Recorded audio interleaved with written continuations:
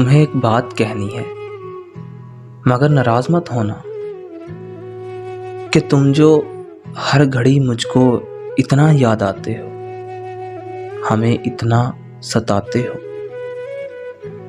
कि हम तुम दूर हैं दोनों, बहुत मजबूर हैं दोनों। ना इतना याद आओ तुम, ना यूं इतना सताओ तुम कि इतना याद आकर तुम हमें पागल बनाकर तुम फ़कत इतना बताओ कि हमारी जान लोगे तुम।